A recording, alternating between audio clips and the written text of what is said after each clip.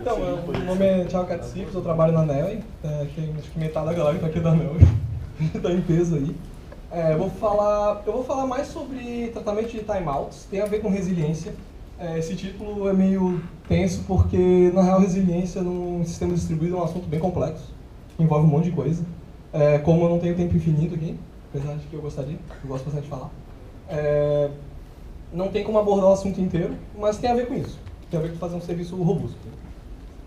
Vamos começar aqui. Um pouquinho mais sobre mim, eu desenvolvo software, ou acho que sim, espero. Trabalho no time de captura de dados, na Nelly, que é um time bem legal. A gente até inventa uns conceitos novos, por exemplo, hoje em dia tem muito lance de o sistema eventualmente consistente, tá ligado? A gente trabalha com o sistema eventualmente funcional.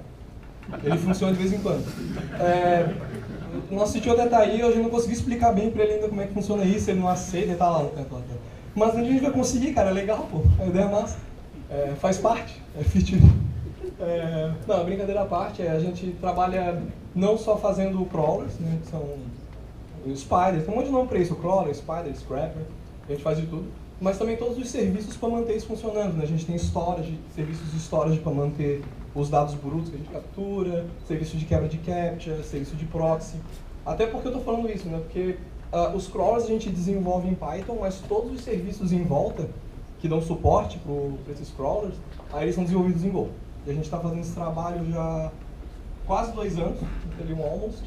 Então é dessa experiência que eu vou estar falando aqui. Eu não vou apresentar tanto case, até porque vai ser bem simples. É mais realmente para quem ainda nem conhece como é que dá para tratar timeout em Go, para poder entender como isso funciona. Mas só para ter um contexto, assim, de onde que vê essas ideias.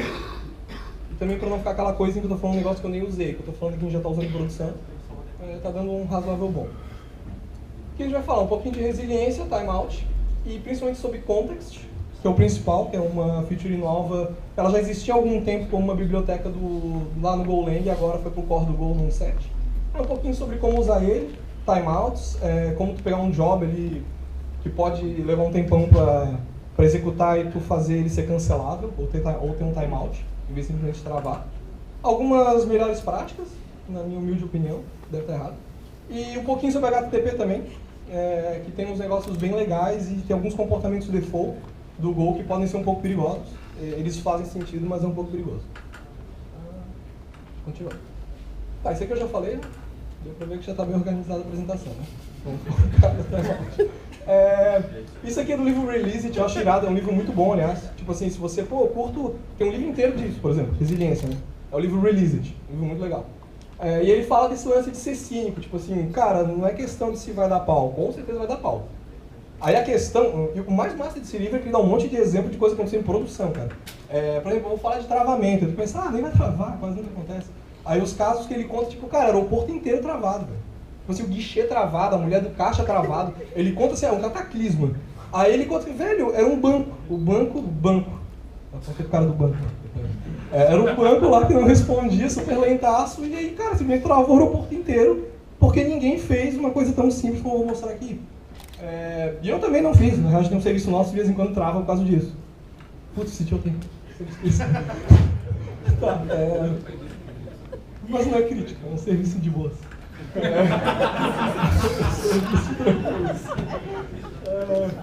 Tem que combinar esse negócio de quem pode entrar nas apresentações. Mas enfim, aí tem toda essa questão, né? Tu pensar, o que vai acontecer? O sistema vai travar, ele vai...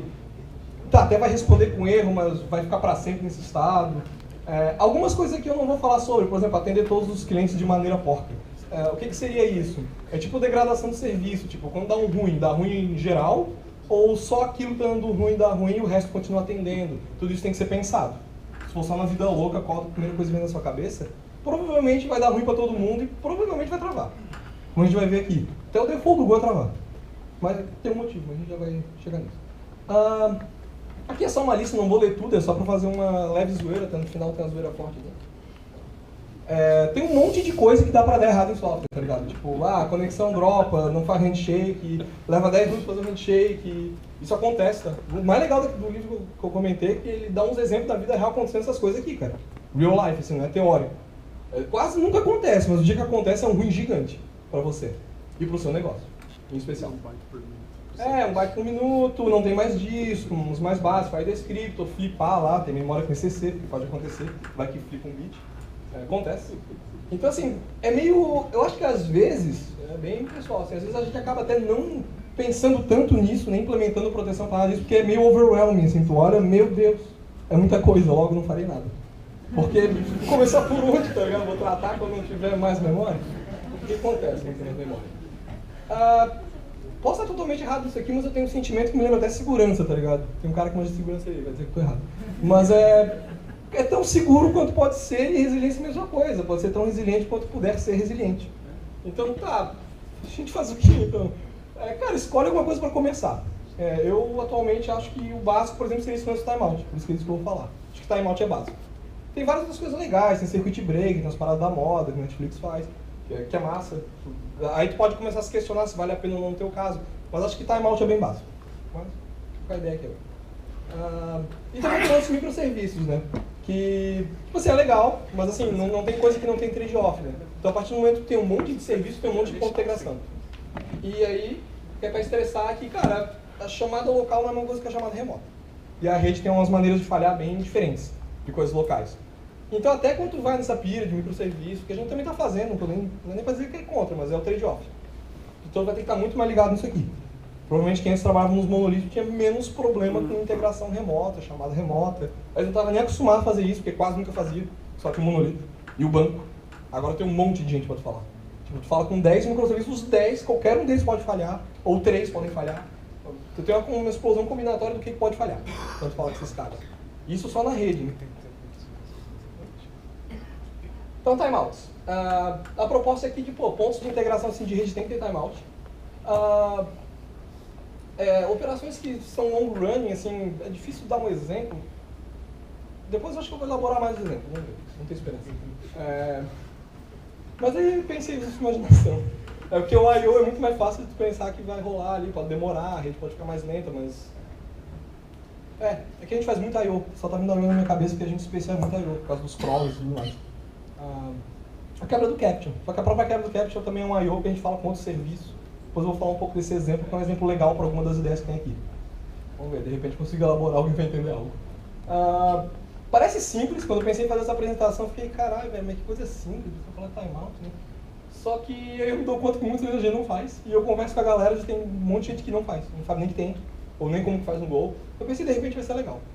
Então, vamos ver. E no Go, tem uns idiomas bem simples para modelar isso. Tá, aí o context. Ele foi pro Go agora num set, antes já era uma lib, e tanto que foi pro Core porque é bem legal. O pessoal viu que é um padrão maneiro. Ele começou algum tempo atrás, até no final tem um monte de link assim, dos artigos legais bem melhores que essa apresentação, que vocês vão poder entender melhor assim, o conceito, que fala sobre pipelines e cancellation. Na real, o assunto de cancellation começou até com o Long. A gente conversou sobre cancelamento. Foi quando eu procurei um pouco e tem um artigo bem legal do próprio blog do Go, bem antigo, que já usava channels para fazer isso. Mas não era nem o context ainda, então tu vê que tem uma evolução da ideia, assim, até chegar no que a gente vai conversar aqui. E a ideia é modelar timeout e deadline, que é meio análogo, na verdade o timeout é implementado com deadline. Porque um timeout é um deadline onde o tempo começa de agora até o teu período de timeout. Então no final é a mesma coisa. E cancellation, tem esse extra também, eu falo o tempo todo de timeout, mas é legal porque a API do Go ela já modelou também o cancelamento. Tu também pode ter lá o botão, que normalmente nunca funciona, pelo menos comigo não, de cancela, eu não quero mais. E o negócio não para mais e fica lá infinito, ad eterno. Então tu pode modelar isso direitinho também. Ok? O conta, isso aqui eu copiei do Go, tá? Não inventei. Isso aqui é a interface dele, eu até fiz questão de fazer isso para mostrar que é bem simplesinho, né? Deixa eu ver onde é que eu laser. Aqui. Aqui é para tu definir o deadline, pegar o deadline dele, na verdade, né? Como eu falei, ele só tem deadline. Quando tu cria com timeout, na verdade ele vai criar um deadline lá com o tempo que tu configurou. Que é para se tu quiser saber se ele tem deadline, que ele pode ser um context que não tem deadline, que é um que só é cancelável, ele não tem tempo. Digamos que tu só quer cancelar, se por tempo tu não quer que aconteça nada. Então pode não ter, por isso tem esse OK Bool aqui, que é o tradicional do Go, né? E tem o tempo, quanto tempo falta. Isso aqui é quanto tempo falta. Não, é o deadline, foi uma besteira. Não faz sentido. É o deadline mesmo. Vai ser tipo 12 de dezembro de 2000, não sei quando. Que é quando vai chegar no deadline. Esse Dani é o canal que tu vai utilizar para saber que deu ruim. Na real, quando tu faz um select ou tu escuta nesse canal, quando tu receber uma comunicação dele, pode ver com a struct vazia, que é aquela trick do Go de tipo, só vou dar um toque, tipo, não vou mandar informação nenhuma, significa que ele estourou. Ou porque foi cancelado, ou porque deu timeout. Se tu quiser diferenciar, tem esse erro. Aí tem os erros de sentinela lá, que tipo, tem um erro que é pra, se tu quiser comparar, tu pode saber se é porque foi por causa de um deadline, ou se é porque foi cancelado. Se tu precisar disso, faz sentido. Eu acho bem legal trabalhar no lance de, cara, o que importa é que deu ruim. Não importa se alguém cancelou. Inclusive nos testes, não vou mostrar aqui, mas para testar esse tipo de comportamento é bem fácil. Se tu usar uns mock, injetar umas paradas louconas. E a gente, em geral, testa cancelando, porque tu não precisa esperar tempo nenhum. Vai lá, joga um cancel e vê se o comportamento foi implementado direitinho. Ou se travou. E tem esse negócio aqui do Valley. Eu fiz zoeira aqui, isso aqui não está na documentação do Go.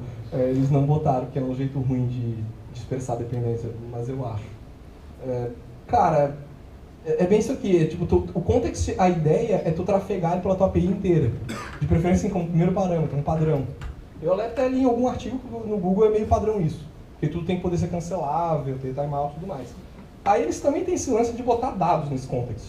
Tipo, informação de usuário, coisa e tal. Cara, isso aqui é tipo um mapa, bem que tá aqui, é um mapa de interface vazio para interface vazio, tá ligado? Porra, eu não consigo achar isso aqui uma boa ideia, tá ligado? Então, hoje, pode mudar, tá? Mas eu não sei qual é a moral disso. Tanto que eu já até li alguns posts pra galera falando, cara, não usa isso aí, tá ligado? Porque tu não tá expressando a tua dependência de maneira clara. É tipo programação dinâmica com os parâmetros que só Deus sabe o que é. Tu vai olhar pra assinatura da tua função, tu vai achar que é só um context inteiro, mas não, tem 42 parâmetros ali dentro que precisam, senão dá pau. Mas enfim, é discutível. Mas tá lá. Se quiser usar, tá valendo. Eu acho que deu uma misturada nos conceitos, eu achava legal que nem tivesse aquilo ali. Aí eu vou falar um pouco do timeout, tem algumas outras maneirazinhas de construir o context, mas eu vou focar mais no timeout, assim, uns exemplinhos, bem simples. Bem, mais um que eu já falei. Vamos ver? Exemplos. Vamos lá. Aqui, primeiro eu vou explicar, depois eu rodo. Esse aqui é o mais ridículo possível, né? A gente está... depois eu vou explicar esse lance do porquê que para criar um contexto tem um outro contexto. What the fuck? De início é um pouco bizarro. E tem um background. Também já explicaremos isso. Mas já adiantando, esse context.background, ele é um context que nunca cancela, ele é incancelável e não tem deadline. Ele é tipo o context more que nunca estoura. Vocês já vão entender porque sempre tem um aqui primeiro, daí por que tu usa esse cara quando é o primeiro, tipo a raiz do teu context. E isso aqui é o tempo, obviamente. Né? Vai estourar daqui a 10 segundos. Esse defer cancel é porque é sempre boa prática tu chamar o cancel, mesmo que tenha estourado ou não. Porque como esse aqui é o caller, se o resultado da operação que você está usando esse context, ela deu sucesso, tu chama cancel, não tem problema. Ela já encerrou mesmo. É só para garantir que tu vai liberar o recurso o mais rápido possível. Porque digamos que tu botou um timeout aqui de 2 dias, se tu não chama cancel, vai levar 2 dias para liberar o recurso. Então é sempre boa prática, se tu está na raiz, tu é o cara que criou o context e passou, chama o cancel. Mas se tu quiser ter alguma ideia mirabolante de não precisar chamar o cancel, não é obrigatório. Mas eu estou falando isso porque isso aqui vai estar em tudo quanto é lugar. Porque é boa prática. Aí vamos ver só ele esperando, qual que é a ideia aqui, né? Vai esperar esse waiting, vamos ficar esperando o canal receber aqui, que deveria ser esses 10 segundos, a não ser que dê tudo errado. E aí vai aparecer isso aqui e o reason. Vai ter um pouco a ver com aquele lance de, deu deadline, foi cancelado, umas coisas assim. Deixa eu dar um run. Isso vai dar bom? Deu bom. Ainda não deu bom. Vamos esperar.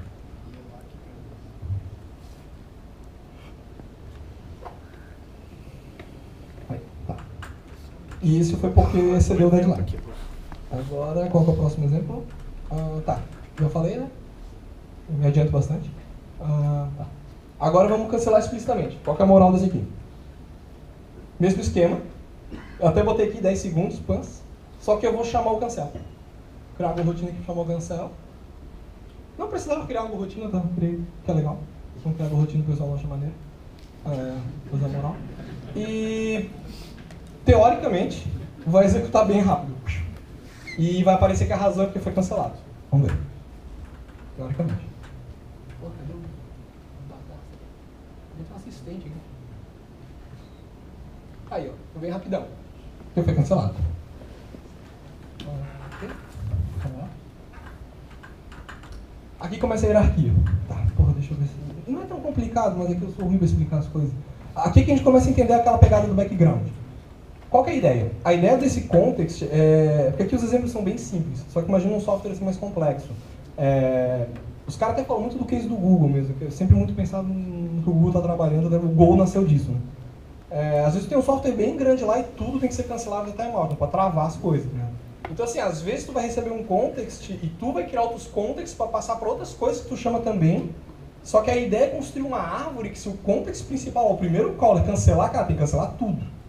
Não pode ficar assim, eu fiz um fanout, tipo, chamei 8 coisas. Essa é chamar outras 3, eu montando uma árvore. Na verdade, a árvore de call é uma árvore, né? Quando tu cria isso e ele tá lá esperando os resultados, se o cara da raiz quiser cancelar, tem que cancelar. Não pode ficar tipo, cancelou metade, outra metade ficou presa. Então, qual que é a ideia desse lance do parent-child aqui?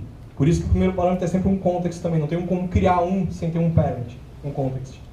Porque se tu cancelar o parent, o child já é cancelado imediatamente. O child pode ser cancelado e o parent continuar, tudo bem. É bem um relacionamento de árvore mesmo. Então, se uma parte na árvore inteira, se toda uma sub-árvore dela cancelar, o resto está para cima, né? Do pai para cima, da árvore continua executando de boa, não está cancelado. Mas se tu cancelar a raiz, por exemplo, cancela a árvore inteira de operações. Não sei se ficou claro. Depois a gente faz perguntas assim. Pra falar a verdade, a gente nem está usando isso aqui, a gente tem que ter uma parada razoavelmente complexa, assim, para precisar, vou criar um monte de context um dentro do outro. Geralmente a gente cria um, passa, timeout é nóis. Mas vamos, então, o que está rolando aqui? Eu criei aqui o parent com 10 segundos e o child com 5, que é o tradicionalzinho, tipo, o filho vai terminar primeiro, de boas, e depois o parent ali, né? Que é o mais normal, né? Não quer dizer que é bom, mas...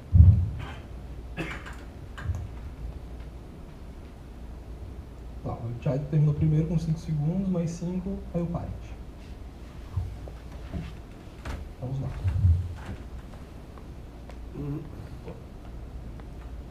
Aqui é só para mostrar esse comportamento que se o parent terminar primeiro, o child já não... Daí, por exemplo, ali no... Ok, façam isso, não faz sentido. O child, o timeout dele é maior, mas ele vai encerrar junto com o parent. Que obviamente quando cancela o parent, tem que cancelar o child também.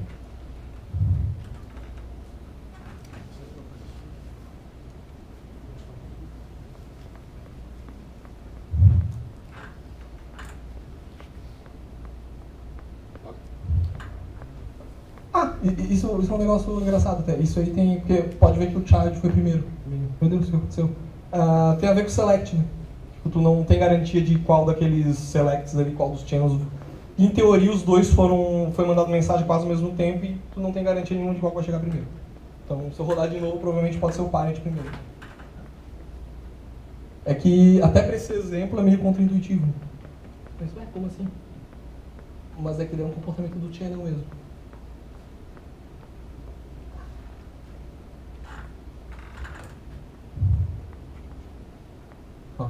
Agora já mudou a ordem e ficou mais natural.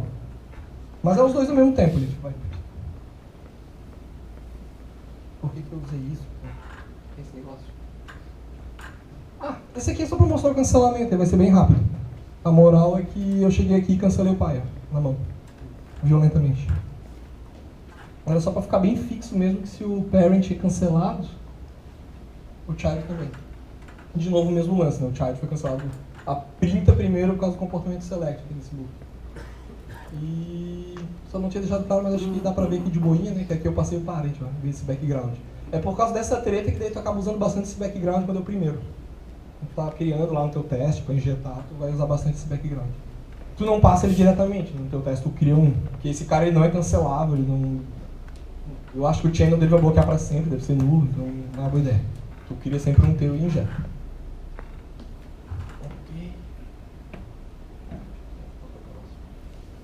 Tá. Expensive Operation, né? Aqui é para quando aqui a gente modelou alguns serviços nossos assim, onde era tipo um motor, principalmente a parte de quebra de capture, né? A gente modelou, tipo, tem um motor que faz um monte de lógica maneira lá, segredos industriais, e que a parte de quebrar mesmo, nós temos N solvers diferentes, com estratégias diferentes, algoritmos diferentes. Cada um deles a gente modelou como uma função. Então, quando tu vai botar um solver novo, tu só tem que implementar uma função. É bem isoladinho. Só que como que tu vai garantir que o motor, que faz várias outras coisas, que integra esses plugins, pode pensar como se software como plugins. Como que tu garante que esse motor não trava? No pior caso, ele não vai ficar todo travado, porque tem um plugin que o infeliz lá fez e cagou tudo. Que é bem que eu tô falando aqui, né? Evitar de ficar preso ali numa função e pelo menos garantir um tempo mínimo de resposta pro cliente. Tipo, se tem um carinha mal comportado, não travar tudo, né? Tá. Aqui o exemplinho de função que mal comportada, ela não faz nada, né? Fica só calculando porcaria nenhuma. A gente pode ver que ela até recebe o context, só que ela não implementou direito a parte dela. Assim, para tu ter um sistema realmente resiliente e legal, todo mundo tem que respeitar bem esse protocolo do context e implementar a sua lógica direitinho.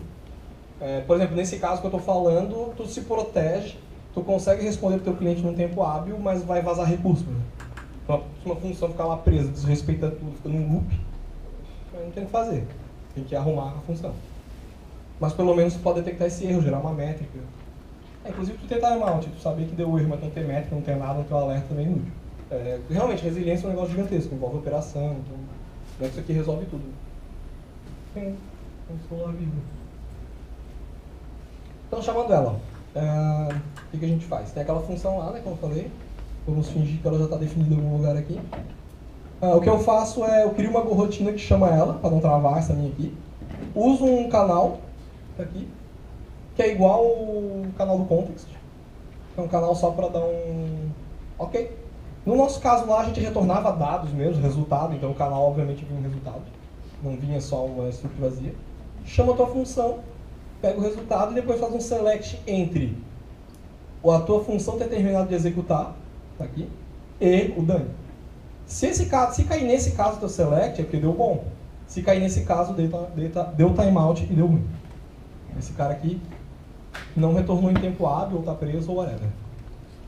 Ele também pode respeitar o context, pegar ele e... deu timeout aqui. Inclusive é o que a gente tenta fazer, já vai na vida louca assim. Mas de qualquer maneira o teu motor, se ele faz outras coisas, tu consegue garantir que ele não fica preso nessa função aqui. Claro que a ideia não é tudo quanto é função que tu chama fazer isso. Então tem que pensar um pouco no que você está fazendo. Mas é uma possibilidade. Dá para modelar isso de jeitos diferentes, tá? Já poderia estar pensando, pô, mas por que aquela função de dando um retorno no channel, para fazer um negócio legal, já jogar no celular é melhor. Depende. Depende do que você está fazendo, depende do que está integrando, depende de quão simples tu quer que seja. A gente tomou essa decisão que, quando o cara for implementar é só uma função, nem manja de channel, só vai só implementar uma função bem simplesinha. Que pega, faz um negócio e retorna o resultado. Não sei se é uma boa ideia. Por enquanto tá assim, de repente muda depois. Isso aqui eu já expliquei, eu realmente me adianto completamente todos os slides. Deixa eu ver se tem alguma coisa que eu não falei. Função, tá, ainda pode vazar recurso, o qual não fica preso. Ok. E está. Aí. Overview.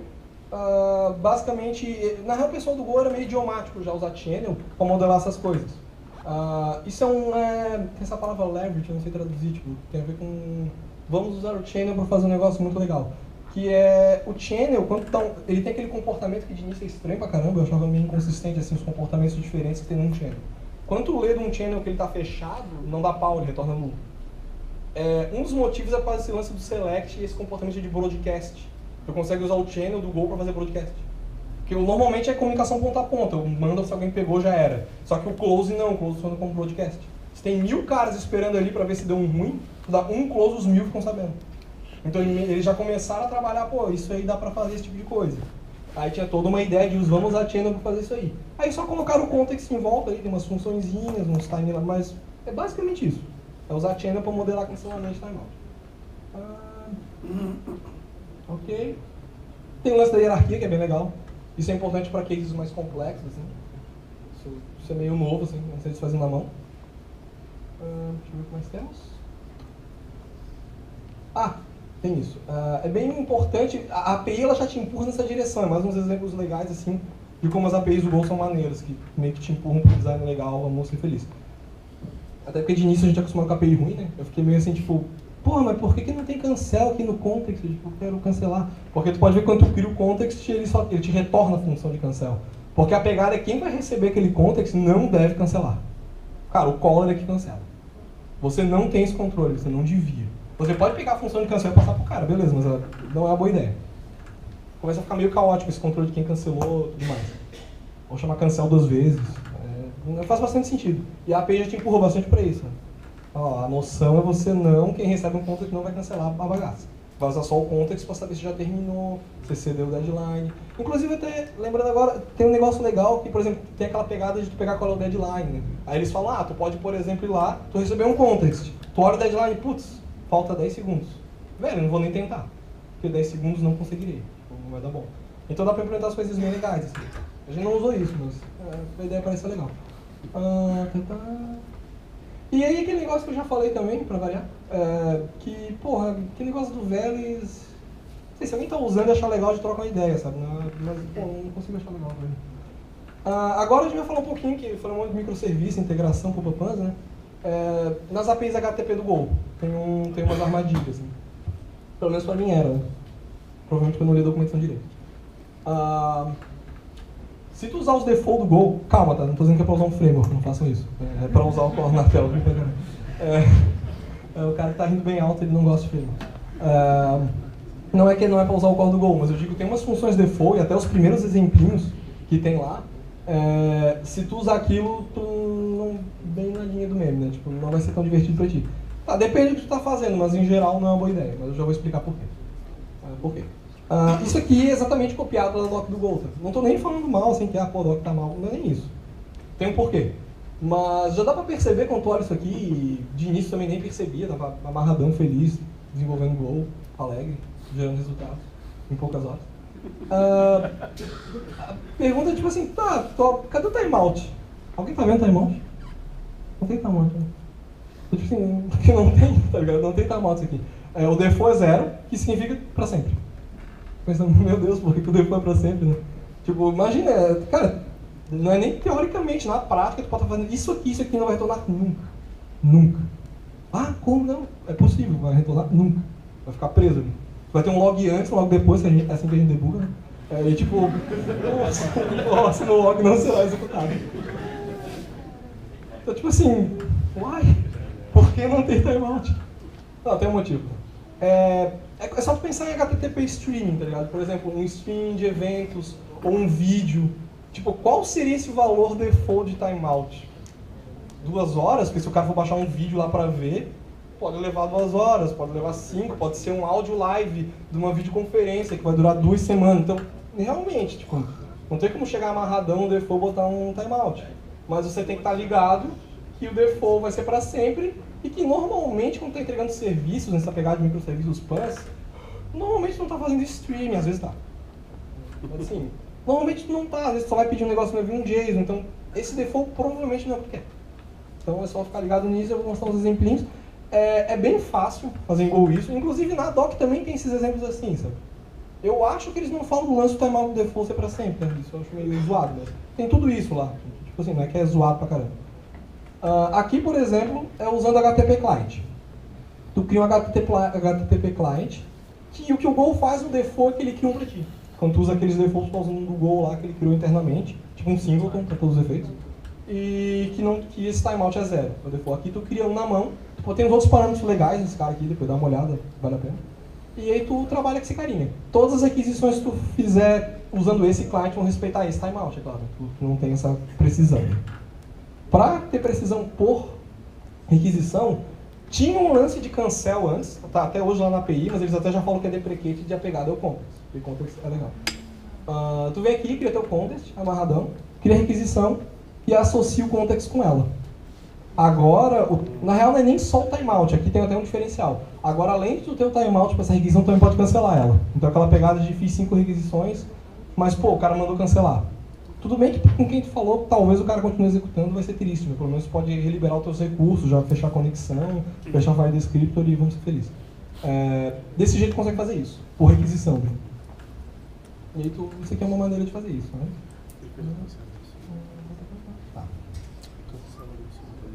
Tá. Então, usa o default só para streaming ou... às vezes tu tá fazendo um exemplinho APOC, sei lá, assim, só tenha consciência que se alguma coisa der errado pode ficar travado para sempre. A não ser que tenha certeza que nunca trava para sempre de maneira alguma. Ok. Acho que no lado do servidor. O lado do servidor ele tem o mesmo problema. Aqueles exemplos mais básicos, como eu fazia também, os primeiros que eu fiz amarradão, até porque é super simples, fico emocionado, né? Pô, como é simples fazer serviço HTTP em Go. Ele também não tem timeout. É o mesmo problema, cadê o timeout? Não tem. E é o mesmo esquema, o timeout vai ser 0, pelo mesmo motivo, porque tem stream, só que agora você, o servidor, pode ter. Cara, isso é bem perigoso, assim, porque, tipo, como tem um servidor, né, tu pode ter um monte de cliente, é muito fácil daí. É claro que o cliente também é perigoso, ele não tem isso, mas no lá servidor, cara, se tiver 1000 clientes lentos e o teu limite de falha da escritura é 1000, tu já vai ter problema. Só por causa disso. Então, bem crítico no servidor estar ligado nisso aqui. Realmente no servidor não sei qual é a moral de fazer isso aqui, tipo, ou é uma POC, ou tu tá se divertindo, ou pensa bem o que tu tá fazendo. Ou stream. Isso aqui eu copiei do Go, tá? Só para não ficar confuso. Isso aqui é a struct server do Go. Ela tem essas duas, ela tem a variável do handler, que é aquela funçãozinha aqui que a gente passa, né, maneira.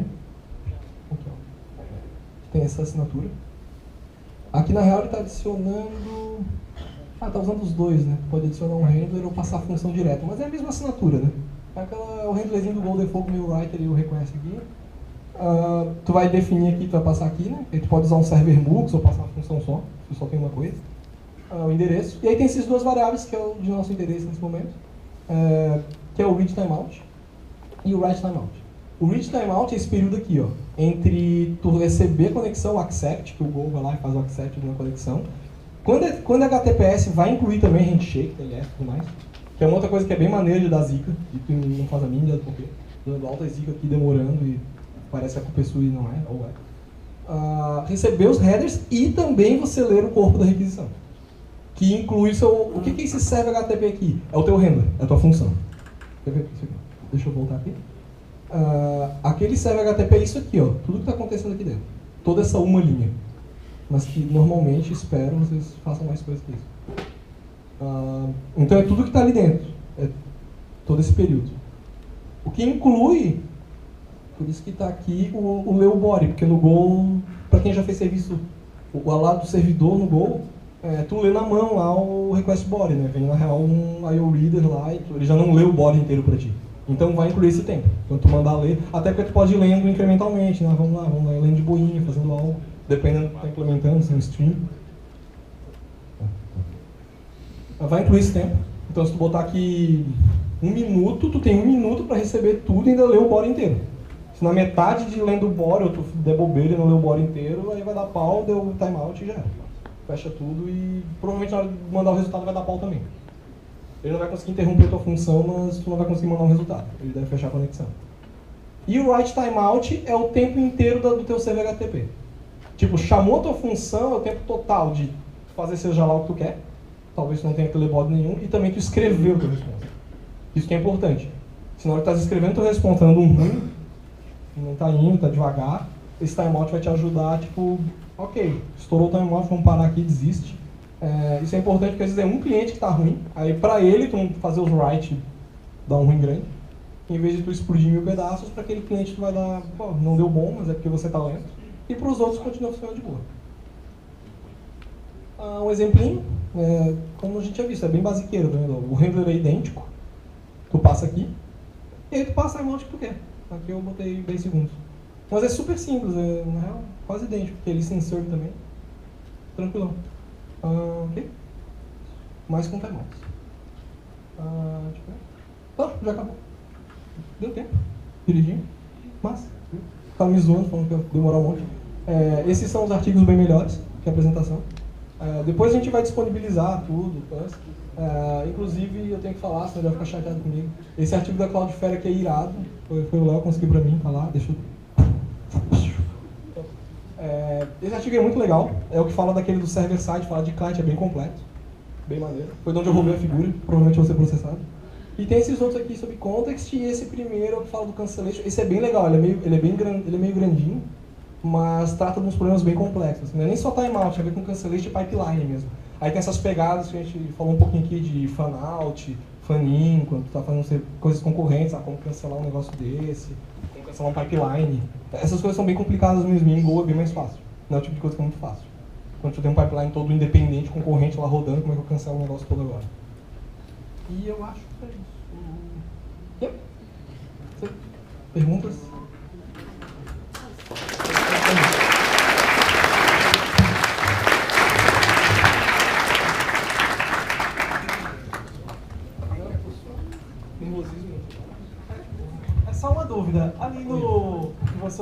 with context. Eu acho que só esqueceu de deixar claro que você recebe um novo objeto que tem que usar. Você não adiciona um contexto numa request. Volta mais para esse slide. Pode ser, aonde? Do client? É no client. Ah, tá. Volta. Opa. Aqui. Aí, with context. Nesse caso, esse hack aí, ele não foi atualizado com esse contexto. Você não injetou o contexto. Ele te retornou uma nova request, tipo um shallow copy. É porque é um shallow copy. Isso. Tá, eu esqueci de guardar a variável do shallow copy. Eu tinha que ter feito tipo um hack igual o hack, como é no append, né? Aí uma pergunta agora. Aquele negócio de variável não, desculpa, de valor que não recomendasse usar no contexto. Calma, vamos segurar a emoção. Cara, eu não li em nenhum lugar, tipo assim, o Google não disse que não é recomendado usar, eu não acho muito legal, tá ligado? Minha opinião humilde. Não é que não é recomendado usar, se você quiser usar, usa, tá ligado? Mas pensa no trade-off, assim, cara, é tipo em Python, tu já programou uma linguagem dinâmica, assim, tipo Python? É tipo em Python, meus parâmetros são sempre uns dict. O que tem dentro? Nós, aí, Corinthians.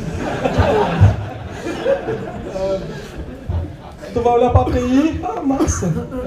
Já é difícil quando é dinâmico. Então é análogo, sabe? Quando, por exemplo, qual que é a vantagem de usar a linguagem pro Go? Até a gente tá falando do dinâmico, né? Tem vantagem e desvantagem entre os dois, mas tipo, uma vantagem da linguagem estática é que o compilador vai te dar um monte de garantia, verificar um monte de coisa pra ti. Quando tu usa aquele lance de velho, que é uns mapas genéricos, dinâmicos de qualquer coisa, cara, tu tá abrindo mão disso tudo. Só Deus sabe o que vai rolar. Tu pode ir lá e pelaquela key ver o negócio com um tipo diferente. Por exemplo, quando tu fizer o get daquilo, tu vai ter que sempre validar o tipo. Porque, cara, pode ter qualquer coisa lá dentro. Qualquer. O cara pode ter programado um erro e enfiou lá um new, enfiou um channel, e era pra ser um inteiro. Então, assim, só por isso que não sei se é tão maneiro. Talvez tenha um case que, mas esse case aqui é muito irado, eu só não conheço. Eu acho que eu esperaria muito, assim, eu tenho que ter muita certeza, aqui vai ser uma boa ideia.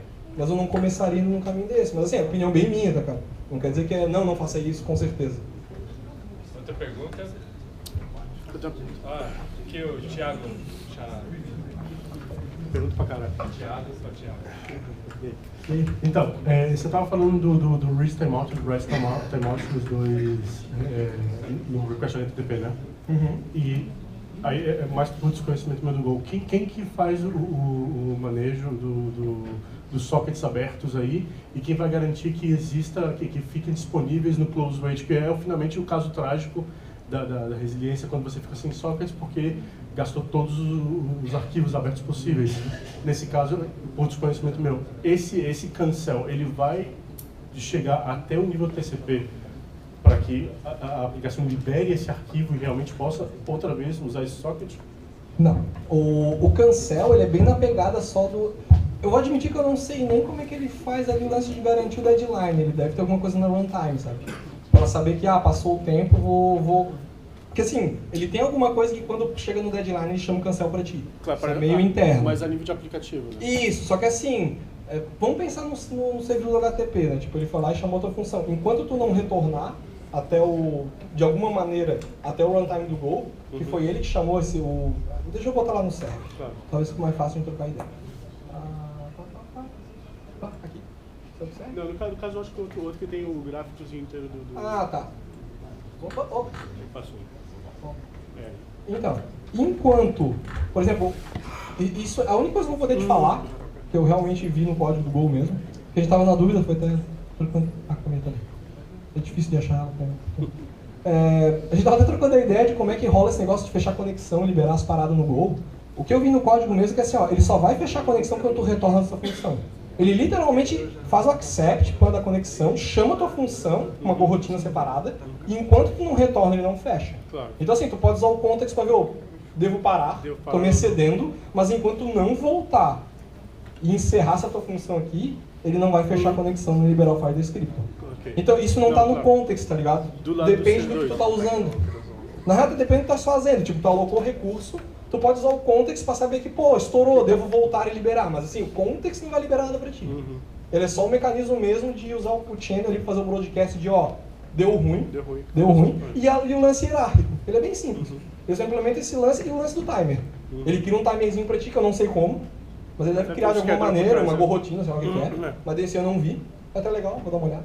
Tipo, ele cria esse timer para ti e ele também vai chamar o cancel quando o timer estourar. Claro, Mas eu fico pensando no caso mais trágico, eu tinha para fazer alguma coisa e do outro lado o cliente real dropou essa conexão. Ele dropou essa conexão sem dar o connection close, assim, sem fazer o final do handshake. Violentamente. Pois é, violentamente você ficou com esse negócio pegado. A nível de sistema operativo, geralmente o que vai acontecer é que vai ter um timeout de TCP aí que vai deixar você pregado aí nesse socket, tipo, sei lá, dependendo do sistema operativo, até 10 minutos. E aí, não sei, essa pergunta, se esse cancel podia chegar até esse nível, não. Ou...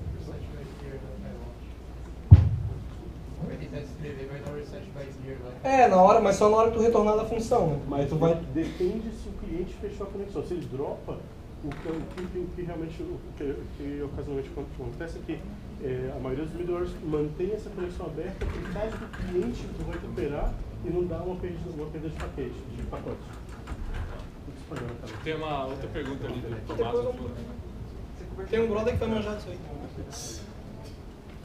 Ele deu uma escondida ali. Ele vai manjar disso aí, cara. O conhecimento é razoavelmente limitado.